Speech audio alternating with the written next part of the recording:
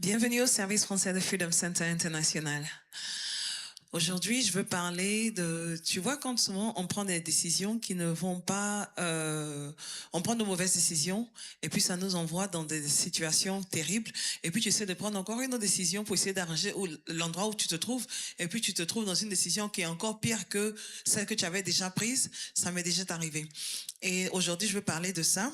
Et donc là, et souvent tu t'assois et puis tu te poses des questions, tu te demandes même quelle est l'issue de secours? Parce que tu te demandes comment est-ce que tu vas faire pour sortir du trou que tu as creusé pour toi-même où tu t'es enfoncé et tu as l'impression qu'il n'y a pas d'issue de secours.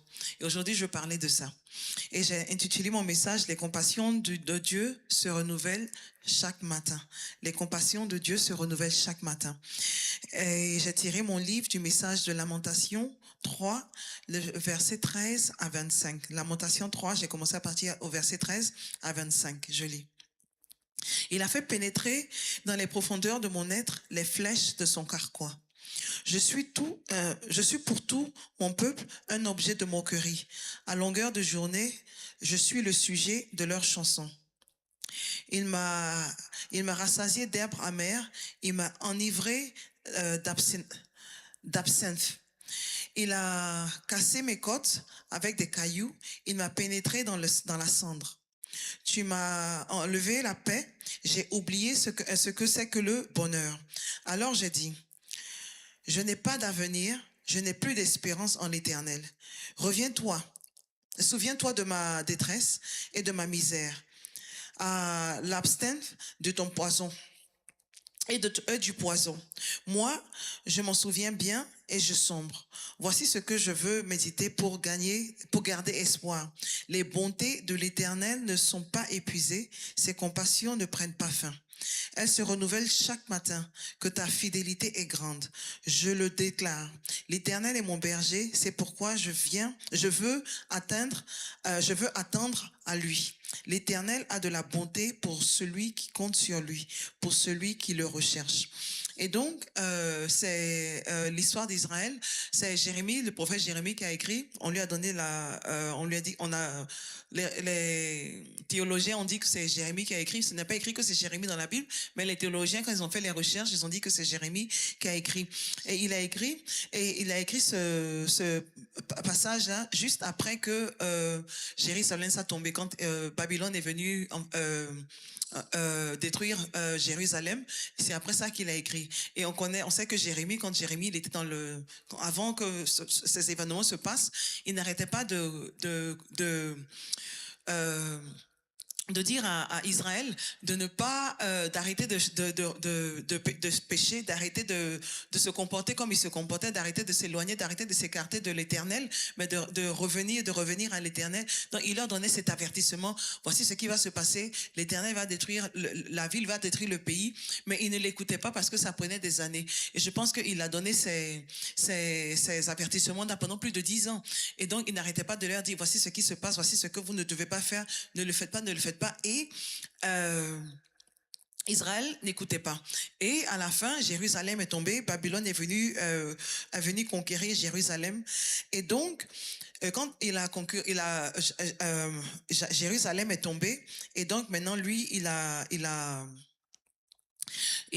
écrit ce passage-là parce qu'il avait mal. Et donc, je suppose qu'il pleurait parce que c'est à lui qu'on a envoyé ce passage et pendant des années, Israël ne l'écoutait pas parce qu'il se disait que ça n'allait pas se faire. Mais tu nous donnes cet avertissement-là.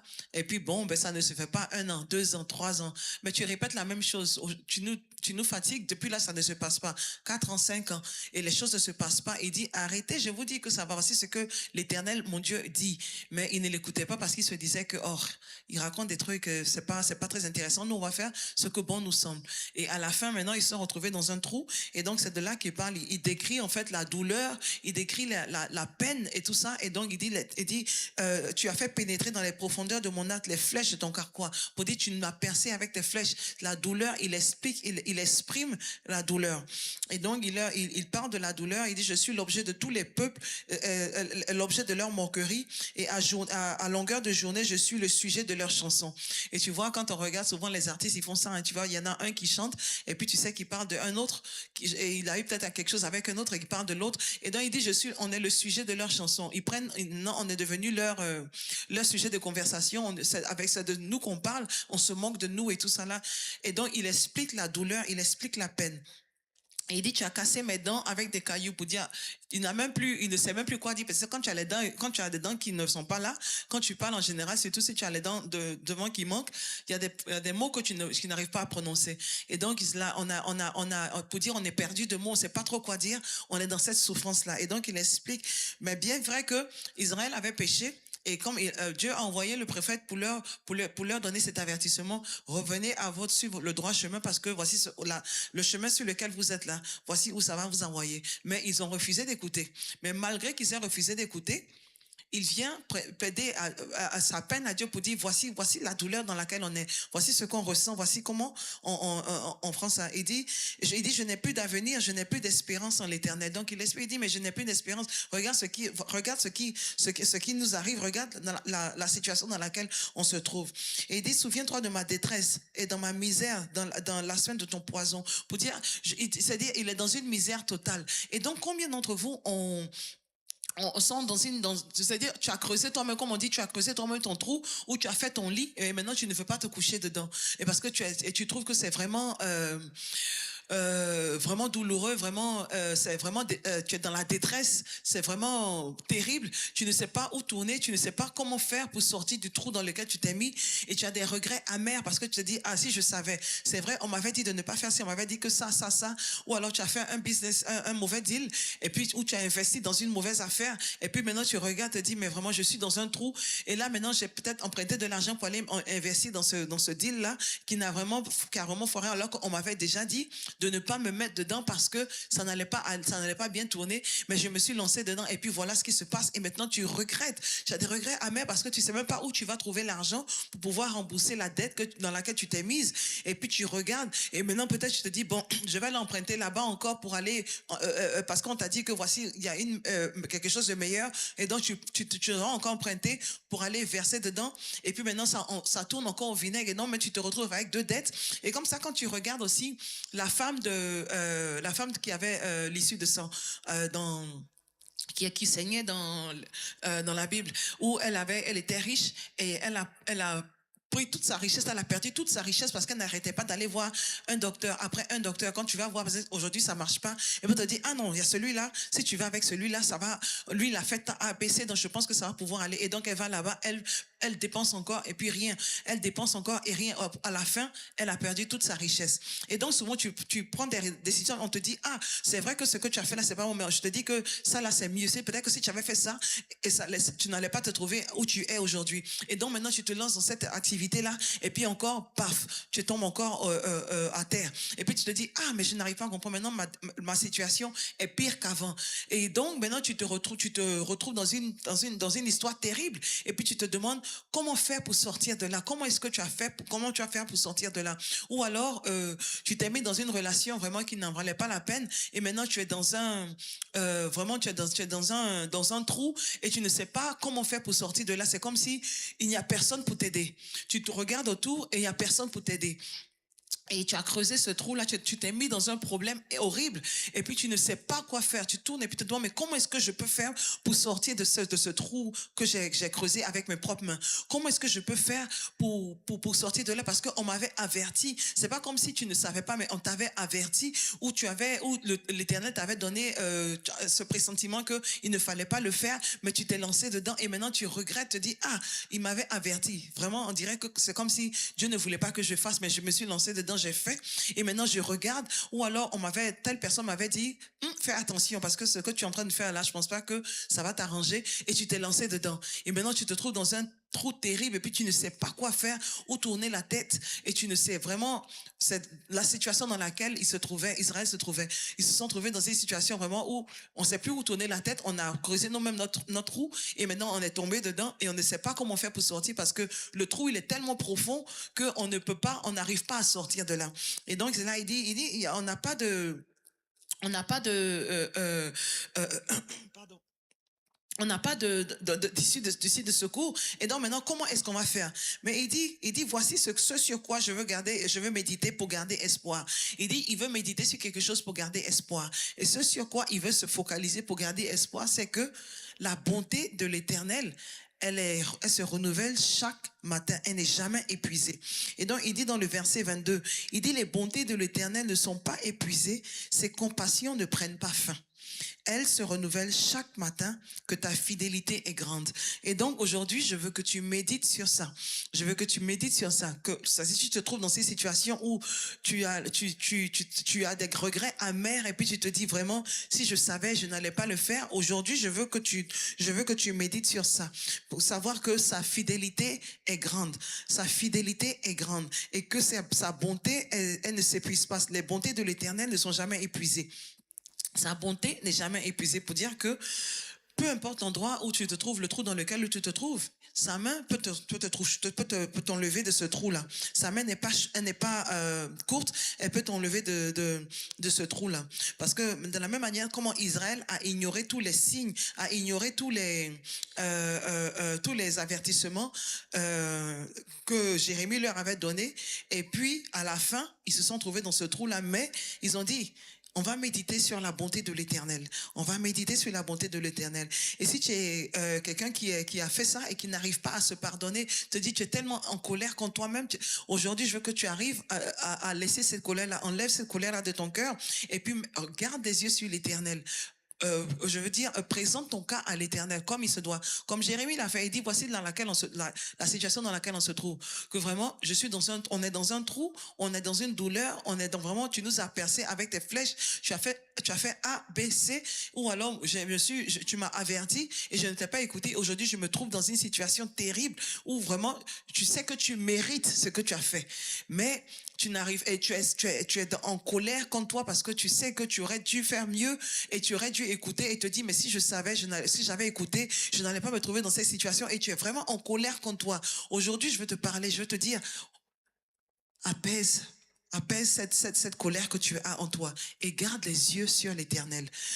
Apaise cette colère que tu as contre toi, contre toi-même, où tu es tellement fâché parce que tu te dis, mais j'ai utilisé mes mains même pour creuser ma propre tombe et maintenant je suis tombé dedans. Aujourd'hui, je veux te dire que ce n'est pas la fin.